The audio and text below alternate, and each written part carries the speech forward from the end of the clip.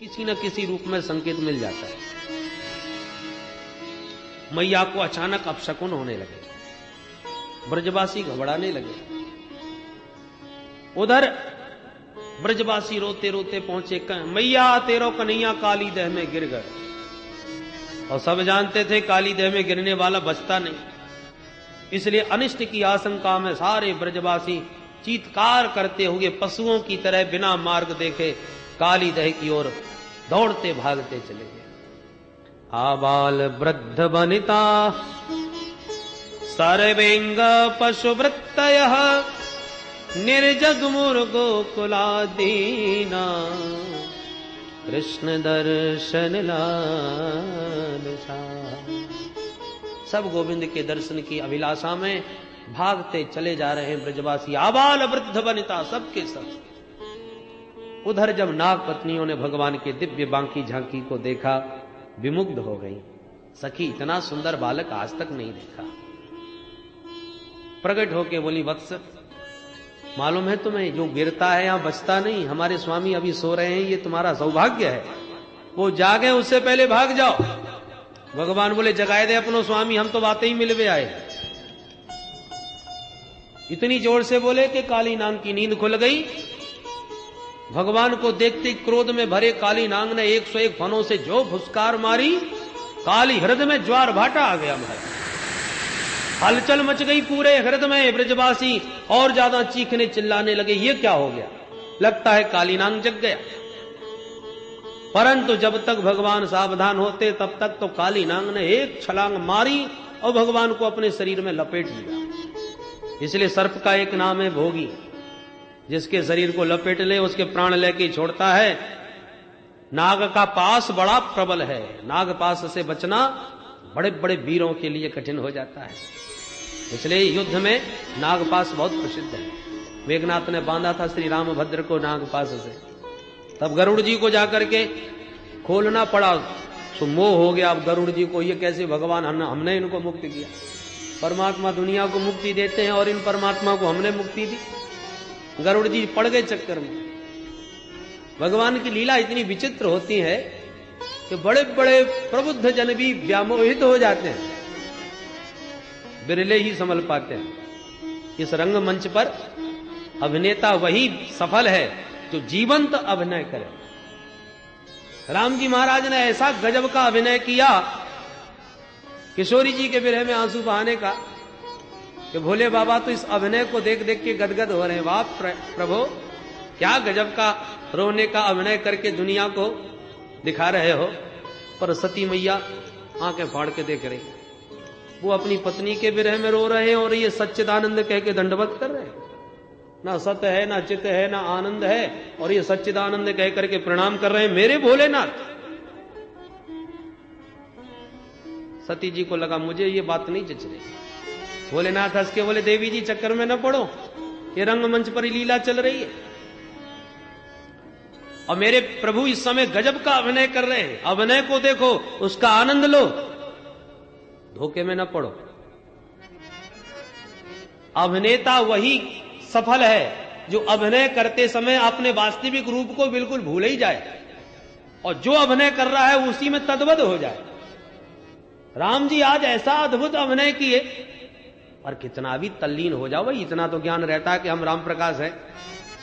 वो तो हरिश्चंद्र का नाटक कर रहे हैं इसलिए रो रहे हैं, या वो दिखा रहे हैं लीला। तो बोध तो होना चाहिए अपने स्वरूप का। सफल अभिनय। परंतु किशोर श्री भगवती सती को विश्वास नहीं हुआ, परीक्षा लेने पहुंची गई, किशोरी जी का रूप बना के पहुंच गई। और अब तक जो रोते रोते जा रहे थे रामभद्र, उन्होंने जब सती जी को देखा तो तुरंत प्रणाम किया। आओ माता जी, भोलेनाथ कहाँ हैं। होश उड़ गए सती जी के। राम राम, अभी अभी रो रहे थे और मुझे देखते ही दंडवत करने लगे, जबकि मैं तो सीता जी के रूप में खड़ी हूं। अब समझ में आ गई बात कि ये सचमुच लीला कर रहे थे, केवल अभिनय था।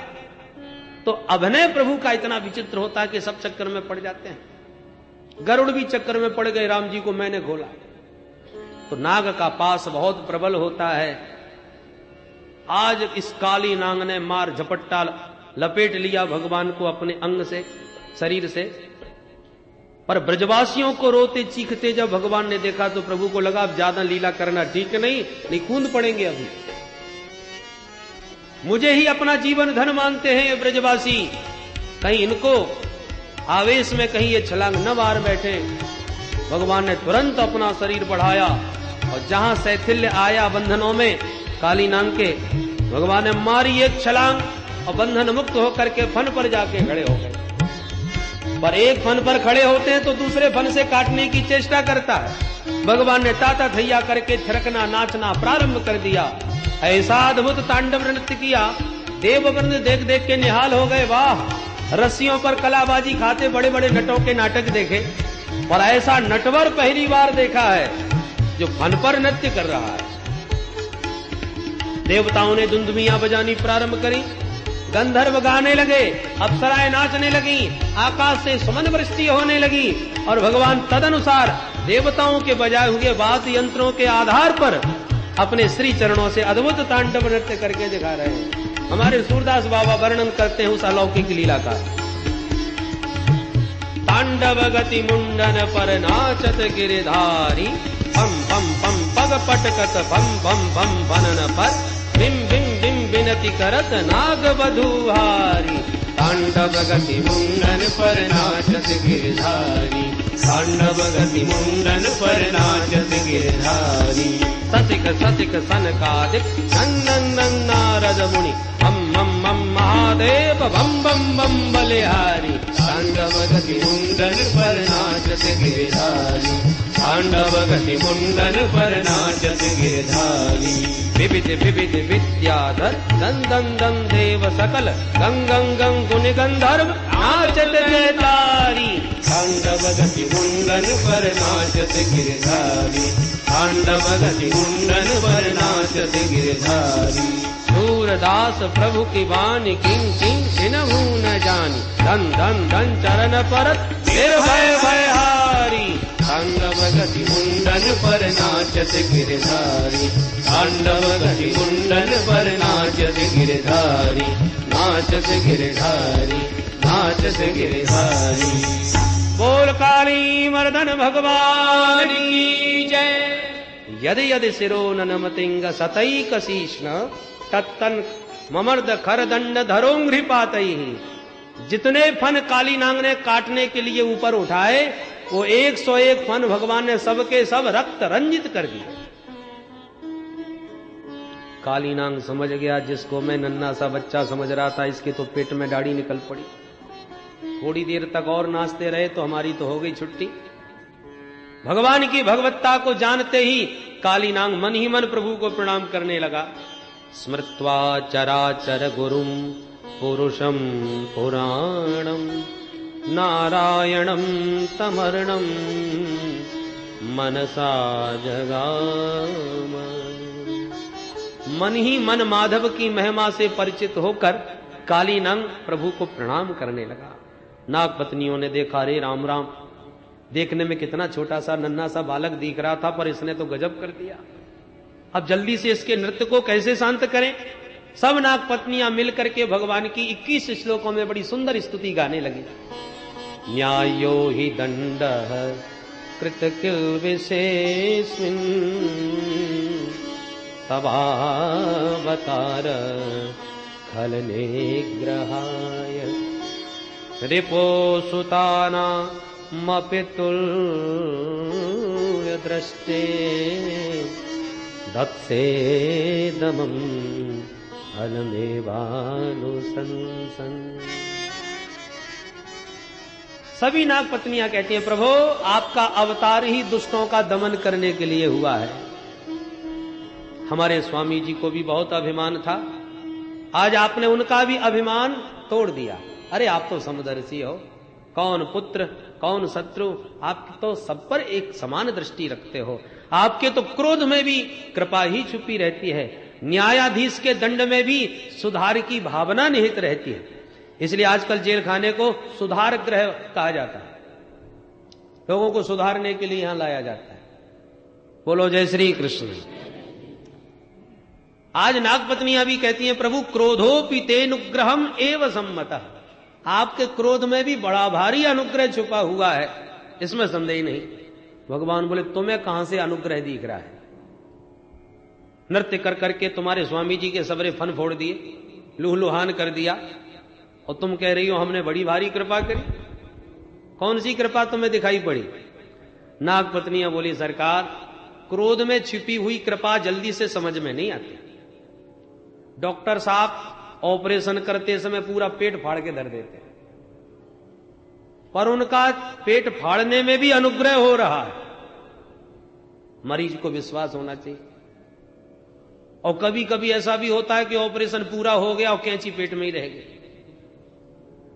अब दोबारा करना पड़ेगा, ऐसा भी हो जाता है। पर वो कुछ भी करे, मरीज को विश्वास करना पड़ता है, भैया इसने जानबूझ के कुछ नहीं किया, अब गलती हो जाए, अनजाने में हो जाए। हम जीवन में न जाने कितनों पर बार बार पग पग पर विश्वास करते हैं, परंतु जब भगवान से विश्वास करने की बात आ जाए तो तर्क वितर्क कुतर्कों की जड़ी लगा देते हैं। परदेश में जाते हैं, आज से पहले कभी नहीं गए, नया शहर, नए लोग, स्टेशन पर उतरे, अब हमको टैक्सी करना है पते पर पहुंचने के लिए। क्यों भैया ये जगह देखिए? बोले हाँ देखिए, वहां चलना है, ले चलोगे? बिल्कुल चलो, बैठो। अब तुम्हें कहीं विश्वास न हो कि भगवान जाने कहां लेके पहुंच जाए, तो बोलो पहुंच सकते हो पते पर क्या करें, बाध्य हो कि आपको विश्वास करना पड़ेगा। विश्वास करके बैठोगे तभी लक्ष्य तक पहुंचोगे, विश्वास करना पड़े। नाई की दुकान पर आराम से कुर्सी पर टिक के बैठ जाते, भैया जरा फटाफट बना, अब पहना सब उस तरह गले पर घुमा रहा है, और आप निश्चिंत होकर के आंख बंद करके बैठे हो। कितना विश्वास है महाराज, गले पर छुरा चल रहा है, परंतु विश्वास है दाढ़ी ही बनाएगा, गला नहीं। सैकड़ों जगह पग पग पर हम विश्वास करके जा रहे हैं समाज संसार में, और परमात्मा पर ही विश्वास करते समय हमारी बुद्धि खुरापात पैदा करती है। क्रोधोपि तेनुग्रहम एव सम्मतः। आज नाग पत्नियां विश्वास पूर्वक कहती हैं प्रभु आपके क्रोध में भी अनुग्रह छुपा हुआ है। कैसे? बोले देखिए सरकार, आपके श्री चरण कोई साधारण नहीं है, ये वो चरण कमल है जिससे भगवती भागीरथी गंगा प्रवाहित हो रही है, जो त्रिभुवन को पावन कर रही है, बड़े बड़े पापियों का पाप धो रही है। भोले बाबा ने कितनी आराधना उपासना करी आपकी, तब जाके आपने उनके सिर पर अपना चरणोदक रखा, चरण नहीं रखा। बलि ने त्रैलोकी की संपदा आपको दान कर दी, नौछावर कर दी, तब जाके एक चरण आपने बलि के माथे पर रख दिया। पर बड़भागी तो हमारे स्वामी जी हैं, जिनको न यज्ञ करना पड़ा, न दान देना पड़ा, न तप करना पड़ा, न घर छोड़ के वन में जाना पड़ा। आप स्वयं चल करके हमारे घर में आए गए, और एक नहीं अपितु दोनों चरण कमलों को हमारे स्वामी जी के माथे पे लाके रख दिया। अब बोलो महाराज आपकी कृपा नहीं तो और क्या है? देखने में तो आप क्रोध करते नजर आ रहे हो, पर जो चरण कमल योगी ध्येयांघ्रि पंकजम, बड़े बड़े योगी जिन चरण कमलों की नख चंद्रिका का ध्यान करते हैं और एक झलक मिल जाए तो अपने को कृतार्थ मानते हैं। आज मेरे स्वामी जी के तो सिर पर आपके दोनों चरण कमल स्थापित हो रहे हैं। ये आपकी अपूर्व कृपा नहीं तो और क्या है, अहेतु की अनुग्रह नहीं तो क्या। भगवान बोले वाह, बड़ी गजब की बात करी देवियों, हम तुमसे बड़े प्रसन्न हैं, तुम्हारी भावना से प्रसन्न हो गए। बोलो क्या चाहती हो? नाग पत्नियां बोली सरकार हमको कुछ नहीं चाहिए, हमारे स्वामी जी को आपके दोनों चरण मिल गए, हम तो आपके चरणों की केवल रज चाहते हैं, चरणों की धूल मिल जाए और हमें कुछ नहीं चाहिए। न नाक पृष्ठम न च सार्वभौमम न पारमेष्ट्यम न रसाधिपत्यम न योग सिद्धि रपुनर्भवम वा वांक्षन्ति यत पादरजः प्रपन्ना। हम प्रपन्नों को, शरणागतों को तो चरण रज चाहिए प्रभु, न स्वर्ग चाहिए, न मोक्ष चाहिए, न योग सिद्धि, न सार्वभौम पद, कुछ नहीं। पाद रजः, चरणों की रज दे दो महाराज। भगवान समझ गए बहुत बुद्धिमान है ये देवियां तो भाई। अरे पानी में, गंगा में कोई स्नान कर रहा हो तो गंगा स्नान करने वाले से कोई कहे भैया जरा चरणों की धूल दे दो, तो गंगा स्नान करते समय कोई चरण रज दे सकता है भला? पहले उसे जल से बाहर आना पड़ेगा, धूल में खड़ा होना पड़ेगा, तब चरणों की धूल मिलेगी। तो नाग पत्नियों ने चरण रज क्यों मांगा? बोले चरण रज की महिमा तो है ही है, पर इस समय तो हमें स्वामी जी के माथे से इनके चरणों को दूर करना है। नहीं थोड़ी देर तक और नाचते रहे तो हमारे तो स्वामी जी की गारंटी खत्म। इसलिए कहा महाराज चरण रज मिल जाए। प्रभु प्रसन्न हो गए और फिर स्पष्ट भी कह दिया, पति प्राण प्रदीयताम, पतिदेव के प्राणों का दान कर दो महाराज। भगवान उन नाग पत्नियों की भावना से प्रसन्न होकर बोले अच्छा जाओ, तुम्हारी प्रीति को देखकर, तुम्हारी भावना को देखकर इसे माफ कर देता हूं। और जो फन से नीचे उतरे के काली नाग फन फुसकार के फिर खड़ा हो गया। भगवान सावधान होके बोले देवियों देख रही हो, तुम गिड़गिड़ा रही हो, ये अकड़ दिखा रहा है। नाग पत्नियों ने इशारा किया, माथा झुकाओ जल्दी, बड़ी मुश्किल से राजीनामा हुआ है, अभी ठुमका मारना चालू कर देंगे तो लेने के देने पड़ जाएंगे। काली नाग गरजता हुआ बोला, अरे मैं कोई अपराधी हूं जो माफी मांगू? भगवान बोले क्यों रे, तू अपराधी नहीं है तो कौन है? काली नाग बोला बताइए मैंने क्या अपराध किया? भगवान बोले तूने विष बमन करके मेरे यमुना हृदय को इतना विषाक्त कर दिया कि पतंत्युपरिगा खगाहा, ऊपर उड़ने वाला पक्षी भी छटपटा के नीचे मर जाता है, गिर जाता है, ये तेरा ही अपराध तो है।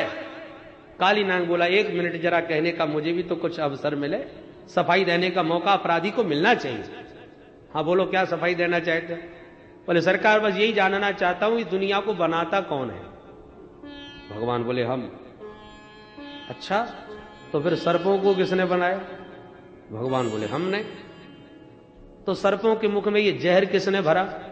भगवान बोले हमने। तो सर्पों को जन्मजात ये तामसी स्वभाव, क्रोधी स्वभाव किसने दिया? भगवान बोले हमने। काली नाग बोला बस हो गया फैसला, तन मन धन सुख संपत्ति सब कुछ है तेरा स्वामी, सब कुछ है तेरा, तेरा तुझको अर्पण, प्रभु जी का प्रभु जी को अर्पण, क्या लागे मेरा। ओम जय जगदीश। सरकार अब निर्णय ईमानदारी से कीजिए, आप न्यायाधीश हो, मालिक हो।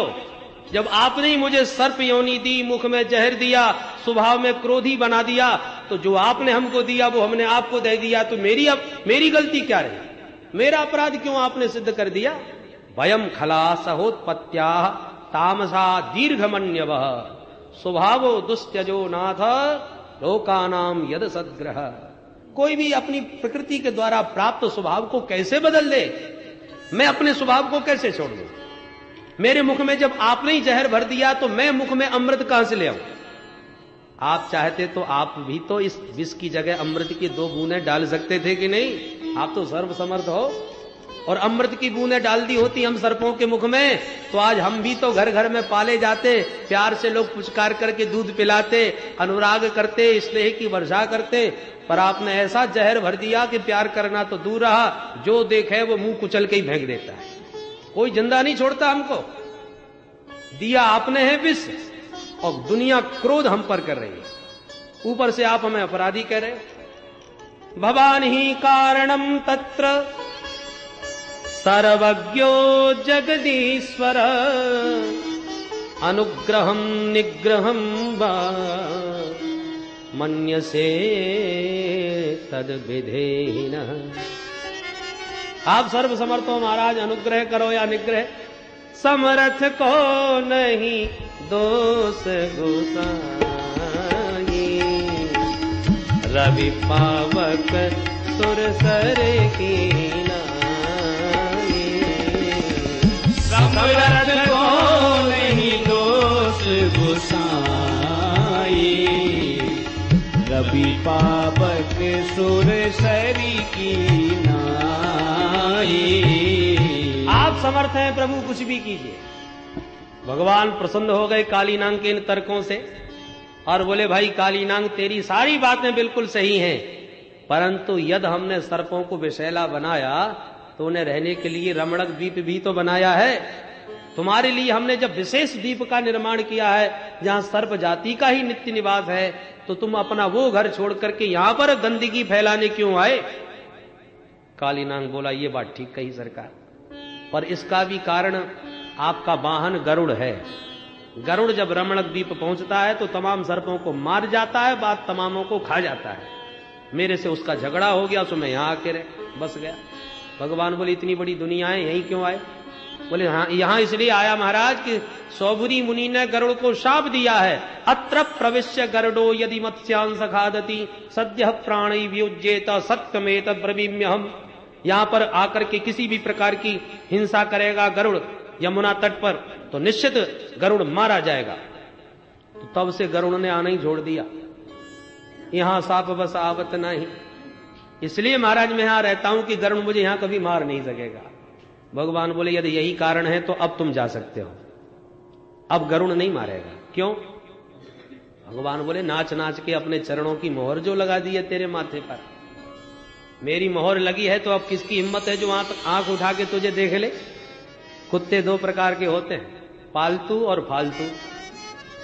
तो जो फालतू कुत्ते घूमते रहते उनको आते जाते कोई भी डंडा मसक देता है, जूठी पत्तल चाट रहे फिर भी बेचारे डंडे खा रहे।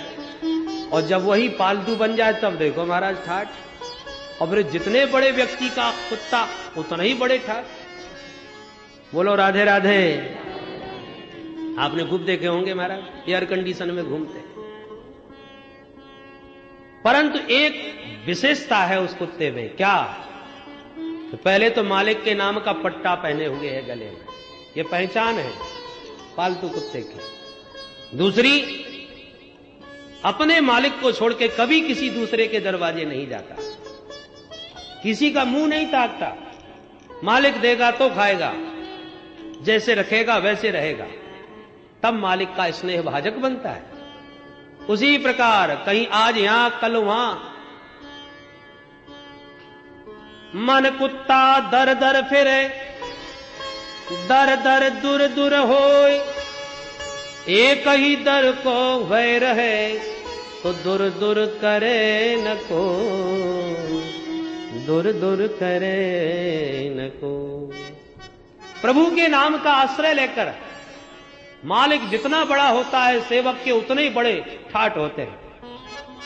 प्रधानमंत्री के चपरासी में भी वो गर्मी होती है कि बड़े बड़े नेताओं को भटकार के भगा देता है। कहने को चपरासी है तो क्या हुआ, पर है किसका? मालिक की अकड़ होती है। अभिमान भी करना है तो अपने मालिक के नाम का करो। अस अभिमान जाए जनी हो रे, मैं सेवक रघुपति पति मोरे। अस अभिमान जाहि जन पूरे, मैं सेवक रघुपति पति मोरे। मालिक के नाम का गर्व होना चाहिए, अभिमान होना चाहिए। वैसे तो अभिमान ठीक नहीं, अपना अभिमान करना ठीक नहीं, पर मालिक का अभिमान अपना थोड़ी हुआ।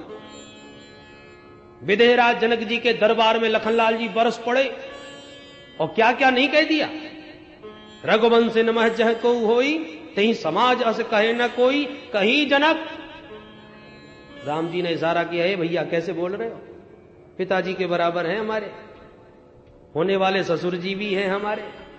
तुमने न तो श्री महाराज कहा, न श्रीमान कहा, न विदेहराज कहा, कोई भी माननीय संबोधन नहीं, सीधा पिता के बराबर महापुरुष का तुम नाम ले रहे हो समाज में। कहीं जनक जस अनुचित वाणी, श्रीमान महाराज कुछ नहीं। लक्ष्मण जी ने इशारा किया, सरकार जो ना मेरे राम का सो ना मेरे काम का। जो आपका सम्मान नहीं कर सकता, ये लक्ष्मण उसका कभी सम्मान नहीं करेगा। आपकी उपस्थिति में इन्होंने क्या कहा कि पृथ्वी में कोई वीर नहीं बचा। अरे मैं सारे ब्रह्मांड को कच्चे घड़े की तरह तोड़ के फेंक सकता हूं। भगवान ने इशारा किया, इतना बल है तुम में। लक्ष्मण जी को लगा कहीं ज्यादा तो नहीं बोल गया। लक्ष्मण जी सावधान हो गए, सरकार बल तो बिल्कुल नहीं है। भगवान बोले, वाह बल बिल्कुल नहीं है, बात करे हो ब्रह्मांडों को फोड़ने की। जब बल नहीं है तो कैसे फोड़ोगे? लक्ष्मण जी बोले, हम अपने बल पर थोड़ी गरज रहे, हमने जो भी कुछ कहा सब कर सकते हैं, पर अपने बल पर कुछ नहीं कर पाएंगे। तो तोरो छत्रक दंड जिमी तव प्रताप बलनाथ। नाथ, इस दास को तो आपके कृपा का, आपकी अनुकंपा का बल है। हम में क्या औकात जो कुछ कर सके, हम तो आपके बल पर गरज रहे हैं, सोई भगवान प्रसन्न है। ये अभिमान भी सार्थक है कि अपने मालिक का गौरव है। तो भगवान कहते हैं, कालीनांग अब तक तू फालतू था, मेरे चरण कमलों की मोहर तरफ जब तेरे ललाट पर लग गई, फन पर लग गई, तो तू अब मेरा हो गया, इसलिए अब निश्चिंत होकर के जा। कालीनांग प्रभु को मस्तिष्क पर बैठाए जब बाहर निकला, ब्रजवासियों ने देखा, मैया तो डर के मारे चीख पड़ी, ओ कन्हैया बेटा जल्दी छलांग लगा के भाग के आ जा, नहीं काट लेगो नाग। कन्हैया जोर से हंस के बोले, मैया बिल्कुल मत घबरा, ये तो मेरो चेला बन गयो, अब हाल ही कंठी दइए। हक्के बक्के सब देखते रह गए ब्रजवासी। कालीनांग सपरिवार प्रणाम करके रमणक द्वीप को चला गया। दाऊ जी ने दौड़ करके गोविंद को हृदय से लगा लिया। ब्रजवासियों को लगा जैसे तन्वह प्राण विवागतम, मृत देह में पुनः मानो प्राणों का संचार हो गया हो। इतने प्रसन्न सब ब्रजवासी के अंधेरा हो गया, घर जाने का ध्यान ही नहीं रहा, गोविंद से मिलने में ही मुग्ध रहे। अंत में रात में सब वहीं सो गए, काली देह पर ही विश्राम, भूखे प्यासे न कुछ खाया ना पिया। भगवान को लगा अब सवेरा होते ही गैयां घास खाने लग जाएंगी, ब्रजवासी फल खाने लग जाएंगे, जबकि काली देह के आसपास के घास फल सब विषैले हैं। क्या करें? तो भगवत इच्छा से रात में आग लग गई। भयंकर धू धू करके अग्नि की ज्वालाएं चारों तरफ से ब्रजवासियों को घेरती हुई आई। ब्रजवासी सब चीखने चिल्लाने लगे, कन्हैया भैया, एस घोर तमो बघनी तावकान ग्रसते ही न, ये अग्नि की ज्वालाएं तो हमको ग्रसित करती जा रही हैं, बचाओ भैया। कन्हैया बोले, सब आंख बंद कर लो। जैसी ब्रजवासियों ने नेत्र बंद किए, भगवान संपूर्ण अग्नि का पान करते हुए चले गए। कोई महान आश्चर्य नहीं, क्योंकि भगवान के मुख से ही तो अग्नि का जन्म होता है। मुखादग्निरजायत, भगवान के मुख से अग्नि और भगवान के मुख से ब्राह्मण, दोनों ही भगवान के मुख हैं, इसलिए दोनों मुखों से भगवान पाते हैं। अग्नि में स्वाहा और ब्राह्मणों के मुख में आहा, दोनों से भगवान तृप्त रहते हैं। इस प्रकार से भगवान ने ब्रजवासियों की रक्षा करी और कालीनांग का निग्रह किया। भगवान जहां एक और कंसादि दैत्यों को चुनौती दे रहे हैं, माखन पर प्रतिबंध लगा करके, माखन कोई मथुरा नहीं ले जा सकता, छीन के खाते हैं, तो कंस को यह बड़ी भारी चुनौती है। तहां दूसरी ओर अपने ब्रज के प्रकृति का एकदम निरीक्षण परीक्षण करते हुए उसके जितने दोष हैं, जैसे कालीनांग विषैला कर रहा था यमुना हृद को, तो उसे मार भगा करके उसको शुद्ध कर दिया, निर्मल कर दिया। धेनुकासुर फलों पर प्रतिबंध लगाए बैठा था, उसे मार दिया, और सब प्रकृति को ब्रजवासियों के लिए प्रदान किया। लीलाएं तो बहुत हैं, परंतु लीलाओं का आनंद तो हम आगे भी किसी को समास विधि से, किसी को विस्तार व्यास विधि से लेते रहेंगे। पर हमारे बीच पूज्य श्री ब्रह्मचारी जी महाराज विराजमान हैं, हम चाहेंगे हम सबको उनका आशीर्वचन प्राप्त हो गए।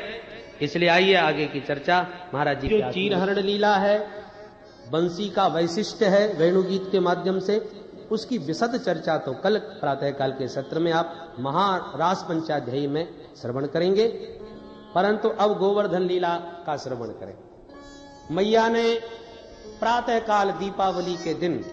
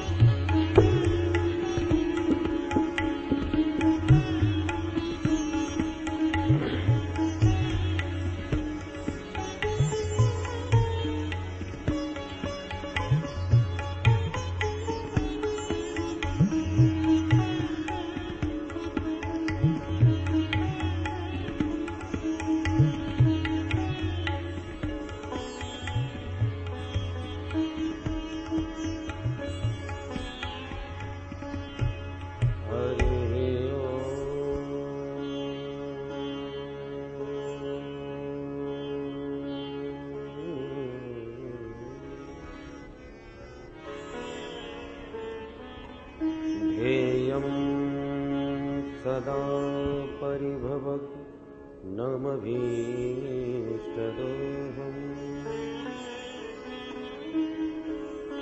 तीर्थास्पदं शिवविरिञ्चिनुतं शरणम्